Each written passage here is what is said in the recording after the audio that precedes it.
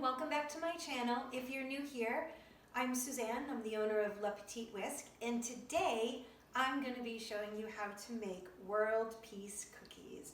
These are a dark chocolate with sea salt sablé cookie. These are my all-time favorite cookie from one of my all-time favorite pastry chefs, Dorie Greenspan. So grab your apron and join me in the kitchen. So a few years ago, I was going through one of my new cookbooks and I came across this recipe. And the title alone is what really intrigued me, World Peace Cookies.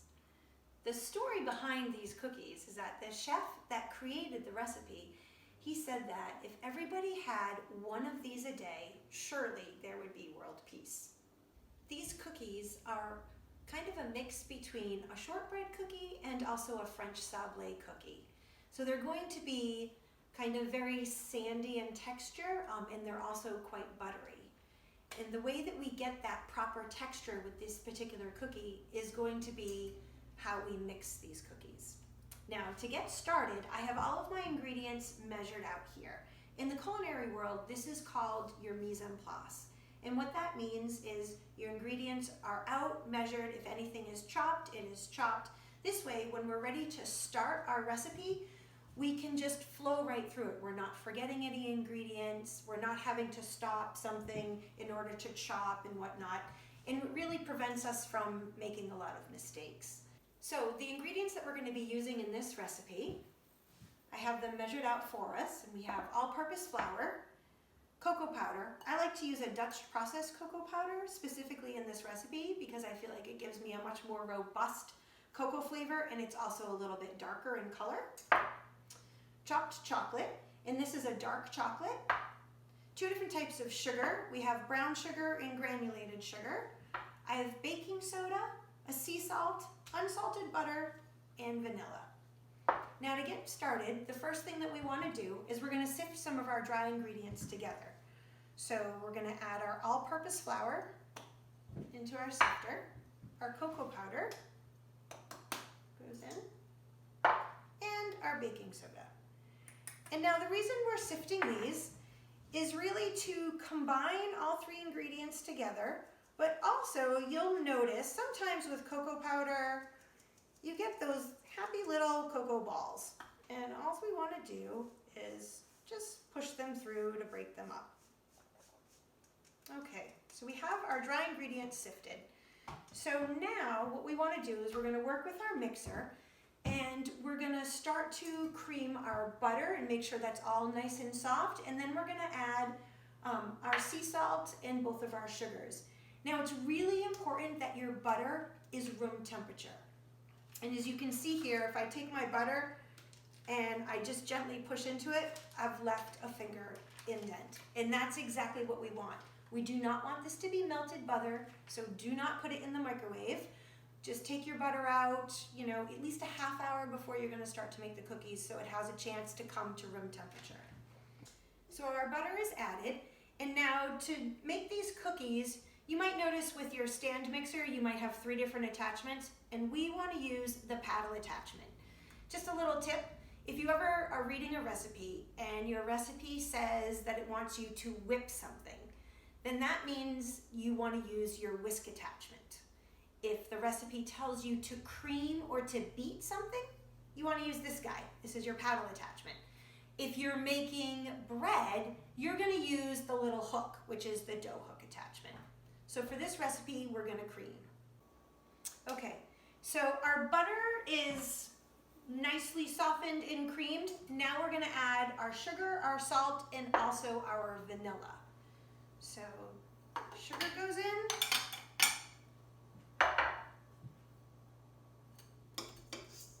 Sugar goes in there, our sea salt,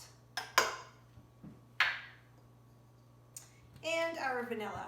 Now normally I would add vanilla with my eggs if I was making any type of a cookie or like a quick bread or even a cake, but as you noticed, this recipe does not require eggs, so I'm going to add my vanilla right to my sugar and my butter. And it's about a teaspoon of vanilla. Goes in. Okay, Now we're going to cream this, but we don't want to cream it for very long. We don't want this to get light and fluffy. Like some recipes, specifically if you're making cakes or some other cookies, they might say, cream this until it's light and fluffy. And we don't really want to get to that stage. We just want to cream it and we just want to really combine it. So we're going to get started here. Okay, so this is the consistency that we should see. You may have to stop your mixer at some point just to kind of scrape down the sides. If you have any butter that's kind of gotten into the paddle, you want to scrape that off. This is where we want to add our dry ingredients. And the way we do this, we sifted everything onto our parchment paper, so we can actually just pick it up, and we're going to dump the whole thing in. Now, you remember that I had mentioned in the beginning that this recipe, we have to be really careful with how long we mix it because we want these cookies to have that nice sandy texture, so we don't want to overmix them. So we're going to mix them as little as possible. And the technique for mixing these cookies is we pulse it. But if I were to just turn on my mixer to kind of pulse it, we're going to have flour and cocoa powder everywhere, and we want to avoid that. So I'm going to cover it with the towel. It's very high tech. And turn it on and off.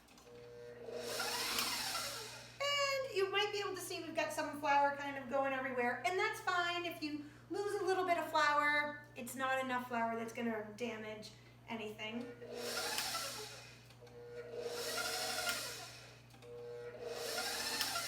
So you just do a few pulses, and I can see in here my flour is starting to combine. It's kind of crumbly, but I still have a bunch of dry flour there. Now I can turn it on and let it mix a little bit longer.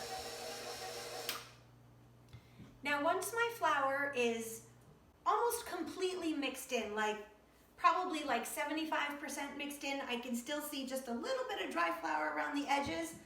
This is when I want to add my chocolate.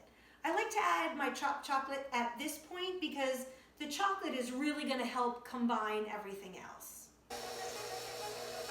Okay, now I feel like we are at the stage where it's all combined, but you'll notice that this still is going to be kind of crumbly. You might still have a little bit of flour, don't worry about that. We don't want this to be one cohesive mass. It's okay if it still has some crumbles on it.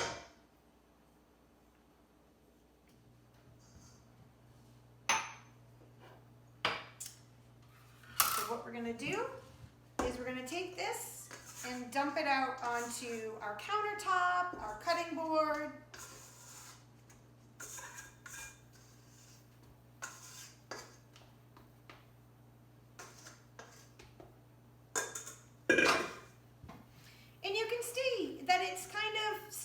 Crumbly, and that's okay.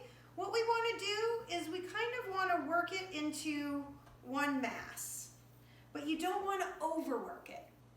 Okay, so we kind of have this all in its own little mound right now, and what we want to do is we're actually going to separate it into two even pieces, and at this point you're just going to eyeball it.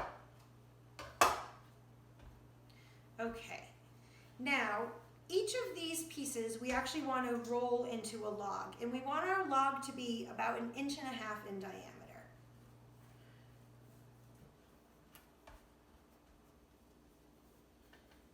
So that looks about good. I think it ends up being about 7 to 8 inches long. That looks pretty good. Now you might feel as you're rolling it, you might feel some hollow pieces, so you're just going to try to push it all together.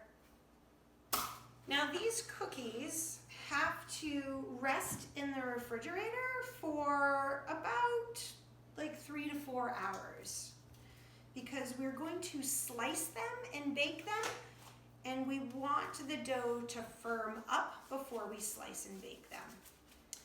Now this is also a really great cookie that you can freeze. I always tend to have one of these logs in my freezer.